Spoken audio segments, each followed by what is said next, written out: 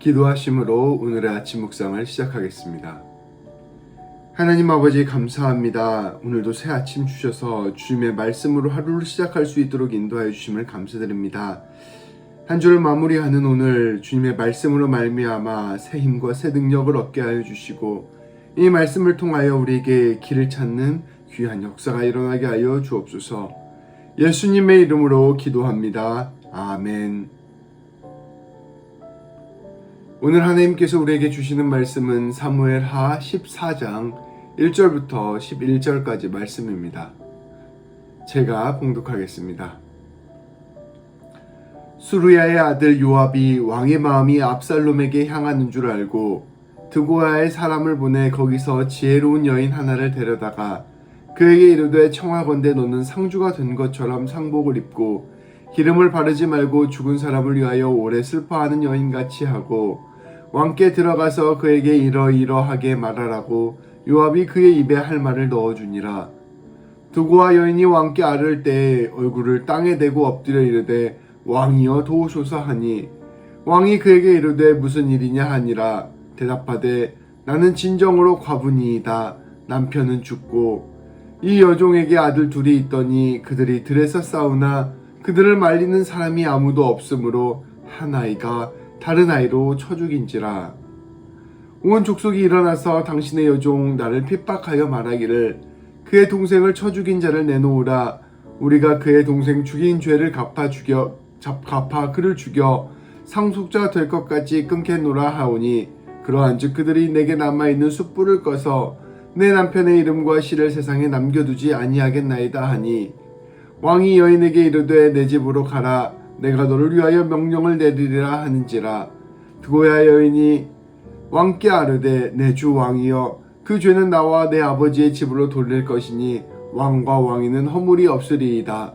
왕이 이르되 누구든지 내게 말하는 자를 내게로 데려오라. 그가 다시는 너를 건드리지도 못하리라 하니라. 여인이 이르되 청하건대 왕은 왕의 하나님 여호와를 기억하사 원수 갚는 자가 더 죽이지 못하게 하옵소서. 내 아들 죽일까 두렵나이다 하니 왕이 이르되 여호와께서 살아계심을 두고 맹세하노니 내 아들의 머리카락 하나도 땅에 떨어지지 아니하리라 하니라. 아멘. 압살롬이 암논에게 복수를 하여 죽이자 다윗은 크게 슬퍼하였고 또 경노하였습니다. 압살롬은 이러한 다윗의 책망을 막고자 그의 외할아버지였던 그스람 달메에게 도망쳐 자신의 몸을 의탁하게 되었습니다. 그리고 3년이 흘렀습니다. 시간이 어느 정도 흐르자 다윗 왕은 암논의 죽음으로 인해 슬퍼하던 마음도 압살롬의 살인 때문에 분노했던 마음도 어느 정도 가라앉게 되었습니다. 이러한 다윗의 심경의 변화를 가장 예민하게 파악한 사람이 바로 요압이었습니다. 요압은 왕과 압살롬이 지속적으로 갈등 관계에 있는 것이 나라에 문제가 되는 것이라 판단하였습니다. 이제 이 문제를 해결해야겠다는 마음으로 적극적으로 상황을 중재하게 된 것입니다. 무엇보다 다윗에게 자신의 상황을 객관적으로 보여주는 것이 중요하다라고 생각했습니다. 요압은 모략을 세우기 시작하였습니다. 그는 드고아에 사람을 보내 한 지혜로운 여인을 데려왔습니다.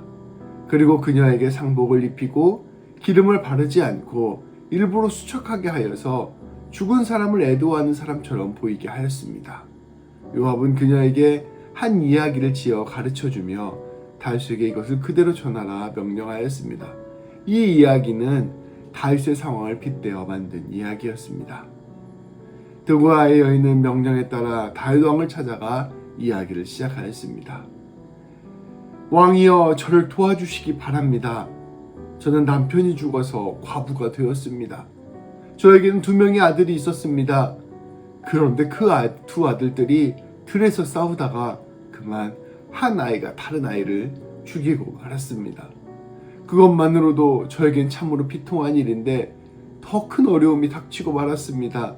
온 집안 사람들이 나서서 저에게 그 형제를 때려 죽인 아들을 내놓아라. 죽은 형제의 원수를 갚고 살인자를 죽이겠다는 것입니다. 그들은 저의 유일한 아들, 유일한 상속자를 이제 끊으려 합니다. 저에게 남아있는 유일한 불씨와 같은 존재인데 그것을 끄려고 하는 것입니다. 제 남편의 이름과 씨앗을 이 세상에 남겨두지 않으려고 합니다.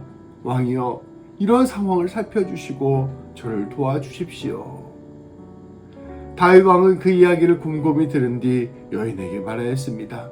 이 문제를 나에게 맡기십시오. 내가 당신을 위해 명령을 내리겠습니다. 비록 율법에 따라 동생을 죽인 자를 죽이는 것이 마땅한 일이나 상황을 고려하여 선처하겠다는 것입니다. 여인은 이러한 다짐 앞에서 다시 한번 다윗의 뜻을 분명히 하고자 말하였습니다. 이 죄는 저와 저의 집안에 있습니다. 혹시 이 일로 죄 없는 왕과 왕실에 누를 끼치고 싶지는 않습니다. 다윗은 이러한 겸손한 여인의 고백에 더욱 담대하게 선포하였습니다. 누구든지 당신을 위협하는 사람이 있으면 데리고 오십시오. 이제는 누구도 당신을 건드리지 못할 것입니다. 그녀는 다윗 왕에게 확답을 들은 것입니다. 여인은 마지막으로 확실하게 다윗에게 부탁하였습니다. 왕이시여, 왕의 하나님 여호와께 맹세해 주십시오. 저의 죽은 아들의 원수를 갚으려고 하는 집안 사람들이 살아있는 저의 아들까지 죽이는 크나큰 범죄를 저지르지 못하도록 막아주시기를 부탁드립니다. 다윗 왕은 최종적으로 대답하였습니다. 내가 여호와의 살아계심을 두고 맹세하노니 내 아들을 머리카락 하나도 땅에 떨어지지 아니하리라. 이 다윗의 맹세가 이 여인의 아들을 굳게 지킬 것이라는 것을 이제 모두가 알게 되었습니다. 사실 이 여인의 이야기는 실제 이야기가 아니었습니다. 요압이 다윗의 자녀 사이에 있었던 갈등으로 인해 분노한 다윗의 마음을 멈추고자 만든 이야기였습니다. 요압은 이 이야기를 통하여 다윗에게 상황을 객관적으로 보게 하려고 한 것입니다. 그리고 그 상황 속에서 다윗이 스스로 판단하게 하고 해결하게 하고 맹세하도록 한 것입니다. 자기의 문제는 감정이 있기 때문에 정확한 판단을 할 수 없지만 그것을 떨어져서 보면 합리적으로 해결할 수 있음을 요압은 알고 있었기 때문입니다. 다윗이 드고아의 여인의 이야기를 들으며 가졌던 마음, 그 마음은 불쌍히 여기고 사랑하고 용서하는 마음이었습니다. 비록 두 형제가 싸워 한 아들이 다른 아이들을 죽인 것은 큰 문제였습니다. 그러나 그렇다고 해서 법을 엄정하게 들이대어 나머지 아들까지 죽이면 그것은 더욱 큰 비극을 가져올 것이 뻔했습니다. 다윗은 이 문제를 해결할 수 있는 길은 오직 용서라는 사실을 잘 알고 있었습니다. 그런데 다윗은 정작 자기 아들의 문제에서는 이러한 지혜를 발휘하지 못했습니다. 미움과 분노가 너무나 컸기 때문입니다. 우리도 이와 같죠. 우리 삶에 이것이 옳은 길이다, 이것이 바른 길이다 알고 있으면서도 우리 마음에 상처가 크고 상심이 크고 우리 마음 가운데 흔들리는 마음이 강하면 이 문제를 객관적으로 바라볼 수 없게 되고 문제를 그 뜻대로 해결할 수 없게 된다는 것을 우리는 잘 알고 있습니다. 이 모습이 다윗에게도 그대로 드러난 것입니다. 다윗에게 필요한 것은 이러한 분노와 미움을 내려놓는 것이었습니다. 요압은 이 이야기를 통해 이러한 일들을 하고자 한 것입니다. 우리도 때때로 바른 길을 찾아갈 줄 알면 판단할 줄 알면서 미움과 분노 때문에 또 여러 가지 감정들 때문에 그 길을 제대로 찾아가지 못할 때가 있습니다. 그럴 때 우리의 길을 객관적으로 비추어 줄 수 있는 이야기가 필요합니다. 그 이야기는 다름 아닌 말씀입니다. 말씀 속에 담긴 이야기와 교훈이 우리의 상황을 객관적으로 바라보게 하고 우리로 하여금 하나님의 뜻을 깨닫게 하며 우리의 길을 옳은 길로 비추게 하기 때문입니다. 인도하기 때문입니다.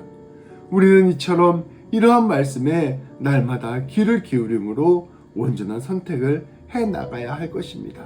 매일 말씀을 통하여 우리의 상황을 비추어 보고 그 말씀을 통하여 하나님의 뜻을 깨달으며 그 말씀을 통하여 온전한 길로 나아가야 할 것입니다. 오늘 말씀을 기억하며 기도합시다. 주님, 오늘 말씀을 통해 깊은 감정에 빠져있던 다윗에게 드고아의 여인이 지혜로운 이야기로 깨달음을 주는 것을 바라봅니다. 다윗은 거울과 같은 이 이야기를 통해 용서와 사랑의 길을 바라보게 되었습니다. 주님, 우리에게도 이와 같은 삶의 거울이 있음을 고백합니다. 곧 주님께서 우리에게 주신 말씀입니다. 주님, 우리는 말씀이 교훈과 책망과 바르게 함과 의로 교육하기 유익한 하나님의 말씀임을 고백합니다. 우리가 깊은 감정에 빠졌을 때 우리의 상황을 객관적으로 바라보게 하는 것은 말씀이라는 것을 우리가 기억하게 하여 주옵소서. 우리가 말씀을 통해 우리의 고통과 아픔을 위로받게 하시고 우리의 죄악과 연약함을 돌이키게 하시며 말씀을 통해 하나님의 선하시고 온전하신 뜻을 깨닫게 하여 주옵소서. 말씀을 통해 하나님의 사랑을 깊이 깨닫게 하시고 말씀을 통해 하나님을 온전히 신뢰하고 예수님 닮아가는 우리가 되게 하여 주옵소서. 말씀을 통해 길을 찾기를 소망합니다. 기도하시겠습니다. 하나님 아버지, 자신의 감정에 깊이 빠져 있었던 다윗을 건져내 준 것은 지혜로운 드고와 여인의 이야기였음을 우리가 오늘 말씀을 통하여 바라봅니다. 하나님, 우리도 말씀을 통하여 우리의 삶의 모든 길들을 찾아나갈 수 있는 우리 모두가 될 수 있도록 인도하여 주옵소서.